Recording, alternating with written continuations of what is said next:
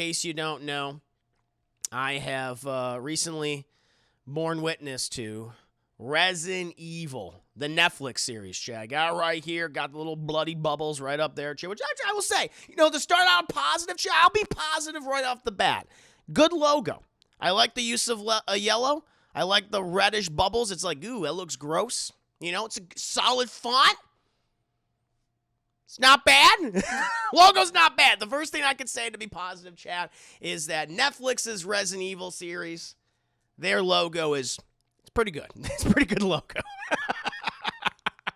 Outside of that, well, we'll get to the nitty-gritty details in a bit, but in case you don't know, Chad, I knew about this show maybe longer than most people did about its existence. I guess it was announced probably like a year ago that Netflix is working on a Resident Evil show. I think I might have known, along with maybe a select few people, that this was in some form of production for several years. A Toasty, whose name sadly escapes me, originally gave me the scripts for the first several episodes of the show. And I talked about it on my own stream. I talked about them with Corey, of course, Corey Coleman of Double Toasted. And we read them, and we kind of did our own reviews of them. And what I can say is they were awful. They were terrible. And I'm like, okay, I hope these are just first drafts. I hope that's what these are. But, chat, having finally watched the show, I'm like, oh my God, all my fears have come to fruition. And they were more accurate than I thought. I actually owned them. I still own these scripts to this day, chat. And as the episodes were going, I was going page by page by page. I'm like, no, the entire time.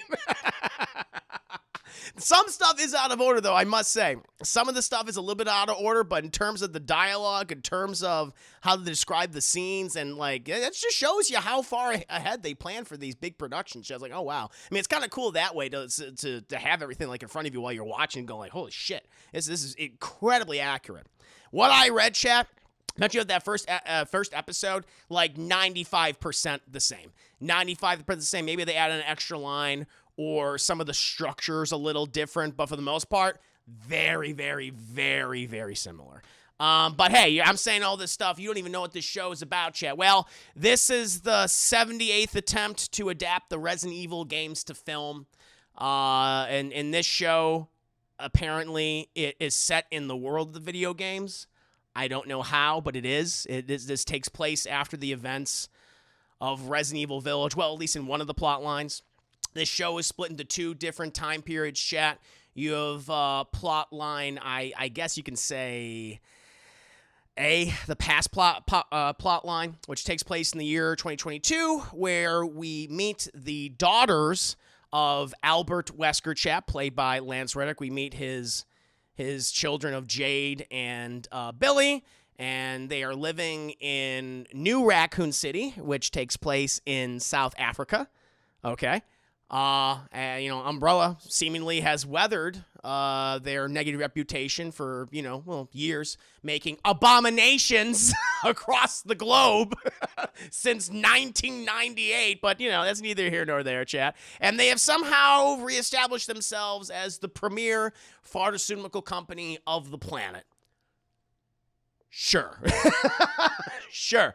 The other plot line, I guess plot line B, if you will, takes place in the year 2036, and the T-virus, which escaped, again, has reduced the human population to about 300 million people, while the rest of the population, the 7 billion that are still out there or so, give or take, they've all been turned into zombies and abominations, and they called them zeros. That's what it is. And you have the character of Jade, the older version of Jade, who is studying the T-virus, trying to figure out how, not to cure it, but how we can live with it and how to degrade it. That's pretty much that plot line, It's like, even from hearing that, it's like, well, that doesn't really sound a lot like Resident Evil, if anything. It sounds more like the Paul W. Anderson, Mila Jovovich movies, doesn't it, chat? But listen, I don't want to go headfirst into just being negative. I already complimented the font and the logo. It's like, all right, there we go. So let me continue to be a little positive, chat,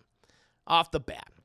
One of the things I'll say about this show is, I think some of the action sequences are fun. I think there's some cool stuff with that. I think that they have, like, even how the show opens up. It starts with a cool little action sequence which takes place in the 2036 timeline, and you have the character of Jade, analyzing the zombies, taking notes and all that stuff. Obviously, it goes awry. She's being chased by these monsters.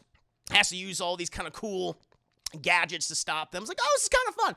And the money's on full display. Gets some cool melting effects, and the zombies are on fire, and love it. And then we also get a kaiju. We also get like a giant kaiju, a giant caterpillar. And so one of the things that, I think a lot of us liked about the Resident Evil games is when we get these really grotesque looking enemies that are just not the regular zombies. So, brings to mind stuff like Nemesis or like Birkin, of course, the giant spiders.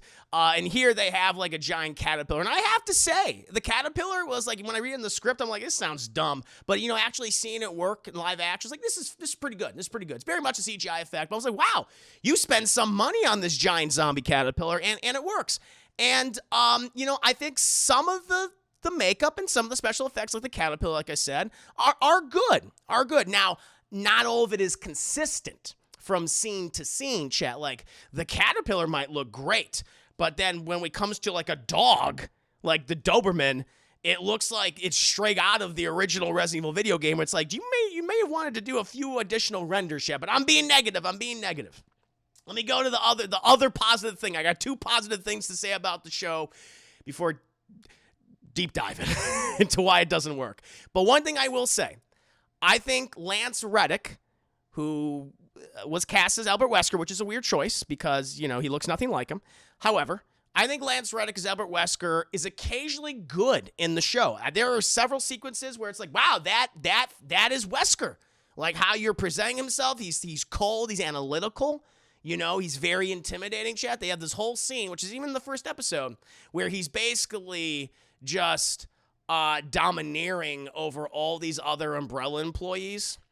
And he's doing it during like a parent-teacher conference, which I know sounds weird, but it's like, oh, there's the Wesker I know who's in complete and total control, and he has his ego, but you're like at the same time you're kind of on his side because he's speaking sense. It's like that was pretty cool. Now, not everything he's given to say is good. He gets some really goofy dialogue in this show where he's like, you know what, I think I'm thinking about going vegan like my daughter, or they have kombucha on tap. Like he is given a lot of He's given dialogue that makes him sound like a goofy dad, and that doesn't work. And so much of his performances, he's this dad that's like, I don't know how to be a dad, where he just lets his children, it's inconsistent. Like he lets his children like walk over him like all the time. Like they literally go, fuck you, dad, you're an asshole. And he's like, what did I say? I love you, honey. It's like, no. And yet when he's with one of his employees, he's like, I will fucking kill you and your entire family. I'll blacklist you. If I don't get the opportunity to kill you, I'll blacklist you and your children will die poor. It's like this, there's no consistency here with his character. It doesn't make any sense. And I want to get to a certain scene that happens in this series because I'm like, oh, this explains some stuff. They don't go all the way with it like that. I think they should have, but they put like Wesker in a Blade outfit. Now listen, I know Wesker has his full black leather outfit, from Resident Evil 4 and 5 and stuff. Like we've seen him there, even Code Veronica. But they give at one point in the show, they give Lance Reddick, because Lance Reddick, we typically think of Lance Reddick, he's like, yeah, he's bald. They put him in this Tyler Perry wig. It is so cheap, despite all the money that's obviously being spent on this show. And you can see where the money's being spent. They did not have enough money in the budget to give fucking Lance Reddick realistic hair.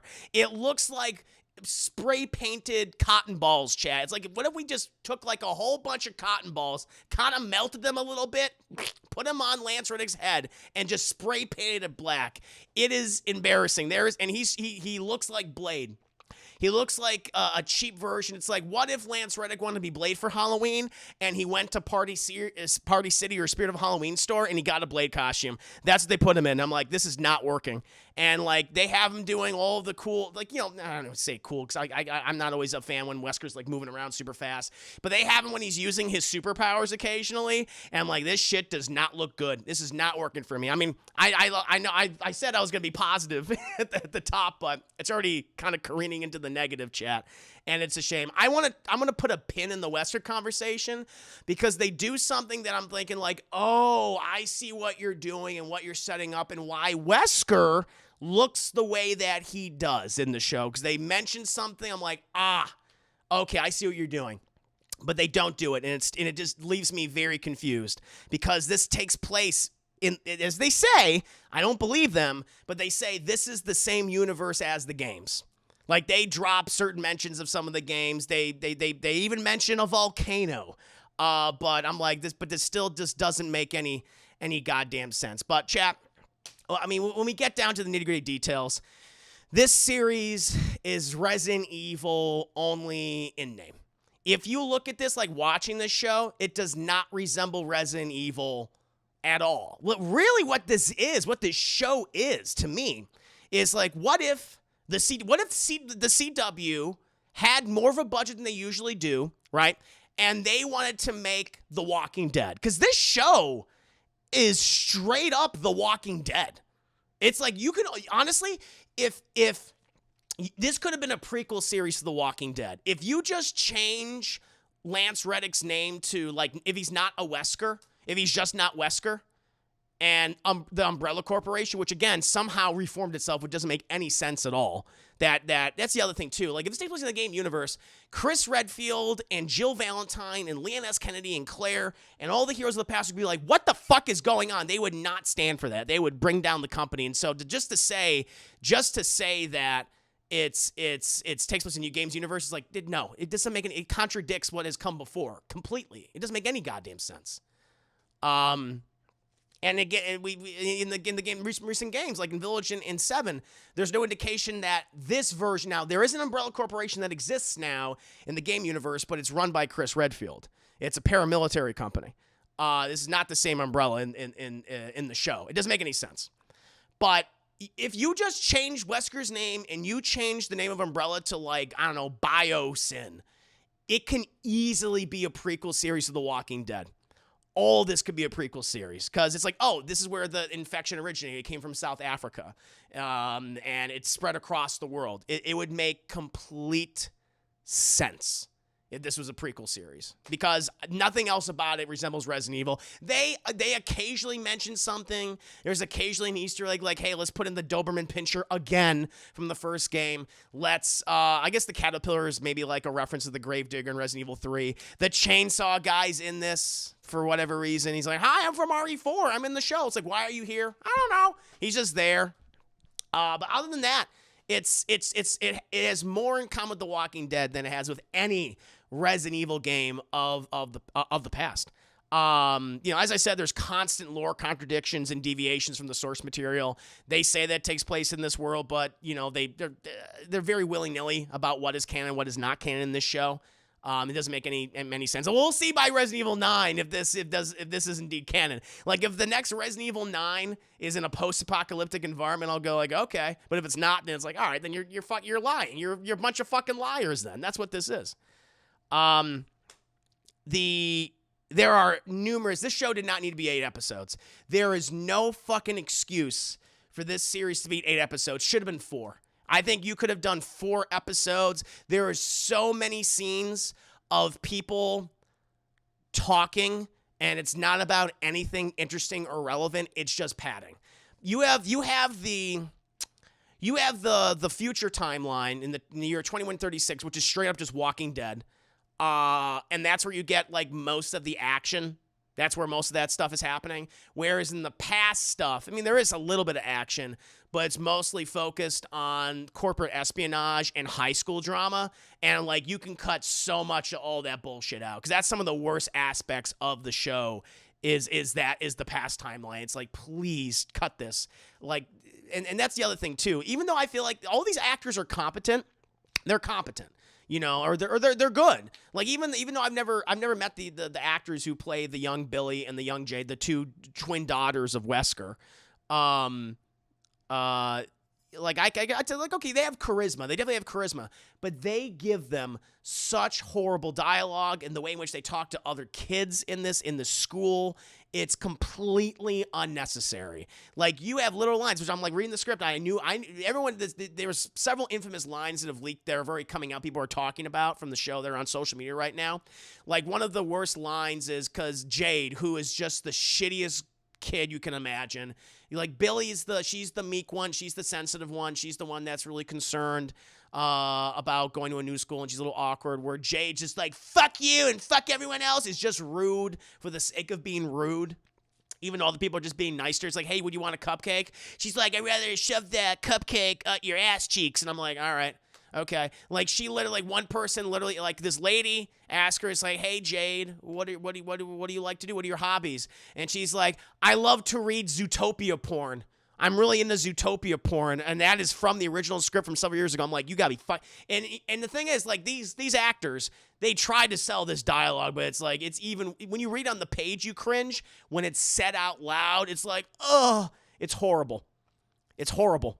And so much of the stuff that takes place in the past has that kind of dialogue. You'll get a reprieve occasionally of Lance Reddick being, kind of weird and creepy every once in a while, but there is so much dialogue where it's like, what if a 40 to 50-year-old guy, or what if, I don't know, of a hipster were, that's what it is. It feels like a 30 to 40-plus-year-old hipster was writing dialogue for Gen Z teenagers, and it's like, this just does not work at all.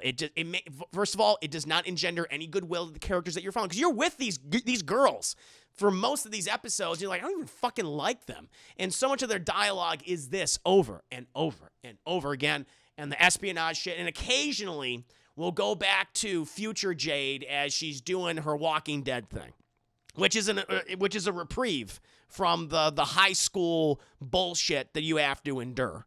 And it's so frustrating. I mean, like, I've already talked about the performances already. I mean, like again, these kids aren't, I don't think they're bad actors. I think they have enough charisma where it's like, you had given them good material, I think they would have done a lot better. You have Ella Balinska and Tamara Smart, who play old and young Jade Wesker, respectively. I feel like Ella Balinska, she looks better because, she's dealing more with the Walking Dead stuff. It's very much her show. It's her show when it's in the future. It's very much her show. And I think, outside of Lance Reddick, she's the most competent actor among them, because they have her doing a lot of action scenes. She's getting splooge and blood and viscera and just shit thrown at her constantly. It's like, all right, this is fun enough. This is working enough when we do go back to that. They place her in those scenarios where she has to deal with these really over-the-top, crazy, post-apocalyptic people. I feel like she's probably the best actor in the show. But again, what they give to the young Jade, it's just the dialogue is so terrible. Now, with the other one, with Billie, I mean, okay, now we're getting into spoilers here. We're kind of getting into spoilers with this. So, I mean, plug up your ears, come back in 20 or so minutes. You have two people playing Billie, Adeline Rudolph as the older Billie Wesker, and Siena Agudong as the young Billie Wesker. And she's the quiet one, she's the sensitive one, but she also has this fear that she's fucking crazy, and she kind of actually is. Like, the first episode, like the first script, like kind of shows that, oh, she died because she gets her fucking throat ripped out by the Doberman zombie pincher, right? But she survives, but now she's constantly having these fucking dreams about being a zombie and being crazy. And really, it's because her dad is Wesker has experimented on these two girls, and they're mutants. That's what they are. They're muties, shit. And it was a big spoiler. And inevitably, like in the first episode, someone asked Jade about her family and about her sister, and she's like, my sister died years ago. From a certain point of view, she died. I'm like, oh, you're pulling a fucking Obi-Wan Kenobi. And it turns out she didn't die. She's crazy and evil now. She's really crazy. That's what it is. And she rules Umbrella with an iron fist. I'm like, all right, okay. That's what that turns into. And you see it come out from a mile away. Shay, you're like, oh yeah, Billie's going to be crazy and evil just like Wesker. It's like, okay, I see what's happening here. And that's what it turns out to be. I'm like, all right. You have another you have another person who's like in the upper echelon of Umbrella, played by Paola Núñez. She plays Evelyn, which I'm like, are you putting Evelyn Evie from the recent Resident Evil games into this? And she's not that Evelyn. I thought she was at first, but it's like, okay, she's not. And she's just weird. She's just like, I'm corporate and evil. And she'll occasionally do just odd things, but again, there's nothing dynamic about her performance. She acts as the rival to Albert Wesker throughout the show. She's just like, I'm a little bit crazier and a little bit more evil than you, Wesker, because Wesker, he's become soft because of his children. And then we get to I already talked about his performance, but Lance Reddick is Albert Wesker. So here's the big twist in the show. Here's the big twist, and I thought, oh, I see what you're gonna do with him. This is what I thought. This is not the original Wesker. This is not the original Wesker, Chad. This is a clone of Albert Wesker. And there are several clones. I think there's like 4 or 5 clones of Albert Wesker technically in the show. So they do a flashback to 2005 that takes place after the events of Resident Evil 4. And it's before the events of Resident Evil 5, where we're in the Arcalay Mountains, where Umbrella put up a secret facility. Or I guess it's not Umbrella. It's Wesker. It's Wesker's own. It doesn't make any sense because by that point, Umbrella didn't exist anymore, and Wesker had established a new company. Again, they're contradicting the fucking lore again. It does, whatever. He has a secret facility there, and he cloned himself, and because he wants, I need the smartest people. Wesker's ego is on full display in this scene. He's like, I need the smartest people in the world to make me the deadliest weapons. It has to be me. And so he just cloned himself, and so he has 5 Lance Reddicks working in a lab to make several things from the series. There's an Easter egg, so you know that the scarab, the ruby scarab that was attached to Jill Valentine's boobs in Resident Evil 5 when she was under mind control. They're working on that. That's what they're working on, and I love it because it's clear that they're like, okay, we need to raid the prop department, so let's put Lance Reddick in different costumes. So we have Lance Reddick with a mustache. We have Lance Reddick with dreadlocks. we have regular bald Lance Reddick, and then the original. And this is the thing. I'm like, okay. I'm like, this is what you're gonna do. This is how you're gonna do it. So in a previous episode, because everyone's asking Billie and Jade, you're twins, but you look nothing alike, and Billie explains, oh, what happened was our moms, we had 2 different moms technically. So from we were fertilized by our dad's semen, whatever. But we had 2 different moms. So from 2 different egg donors, that's what it was. So we had one person who was pregnant, but they had one of the eggs, and it was from a different woman, and that's why we don't look like each other. I'm like, okay, and this is what they're gonna reveal is that the original Albert Wesker is a white guy. He is the Albert Wesker from the video games. But he just cloned himself using, another donor. So example, maybe it was a black woman, and that's why Lance Reddick is black in this. That's why you have all these Albert Wesker clones and they're black. I was like, oh, that's gonna explain it. And it's like, nope, nope. It's just you have Lance Reddick as the original Wesker, who is Blade now. That's who he is. He walks down. By the way, the facility, I could tell they're running out of money by the time they were getting to the end of the show because this thing just looks so fake. It's like I can push over one of the walls. But he comes down the stairs looking exactly like Wesley Snipes in the Blade series. Most particularly from Blade 3, I must say. It's not in the worst one. And he's like, have you guys finished the projects? And they're like, we're trying. He's like, I want my boob scarab working. I need to capture Jill Valentine. And they're like, all right, we'll get it. And then bad things happen, and he's one of the escaped. Some of the clones die, and he lives, but he's not. That's the thing. So the original Wesker is technically already dead. He got blown up in the volcano in 5. But then you have this new Wesker who's pretending to be the original. And that's what's going on. It's like, all right, whatever. But I thought they could have got themselves an out while saying they could have brought in the original Wesker and everything. It's just that these clones came from the egg of a black woman. It's like, oh, that would make more sense, but they don't do it. They don't fucking do it. They don't do it yet. And so when it comes down to it, it's a series that, like I said, has very little in common with the original source material. it's clearly, it wants to be Walking Dead so goddamn bad. It is more in common with Walking Dead than Resident Evil. It's not atmospheric at all. It's not scary at all. It's if anything from the Resident Evil franchise of the past, it has more in common with the Paul W.S. Anderson movies. It has the same sensibilities and the same sense of like action and choreography. A lot of slow motion, a lot of that's there. So if this was set in the same world as the Mila Jovovich films, I'd be like, oh, of course it does, because it has the same aesthetics. Absolutely has the same aesthetics. Yeah, the dialogue's terrible. The pacing is very off. This does not need to be. There's no excuse for this to be 8 episodes. You could have done this in 4 by cutting out so much of that high school bullshit, and I think it would have flowed a lot better, a lot easier, and you could have had a nice 4-episode miniseries or something. But at the end of the day, I just felt like I was kind of like wasting my time. It's a long form disappointment. It's another disappointment in the saga, in the 20-year saga that it is adapting the Resident Evil series. That's why I'm surprised, chat, that there are some publications that have been praising this show, because I'm like, this is weird. It's really kind of throwing me off personally.